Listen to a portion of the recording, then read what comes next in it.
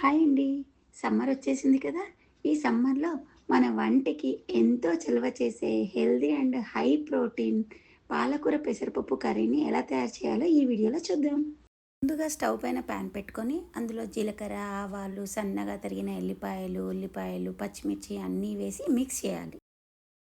ఇప్పుడు కొంచెం salt, half tea spoon పసుపు వేయాలి. మనం ముందుగా ఒక కప్పు పెసరపప్పుని నానబెట్టుకోవాలి. ఆనియన్స్ ఫ్రై అయ్యాక ముందుగా నానబెట్టుకున్న పెసరపప్పుని వేయాలి.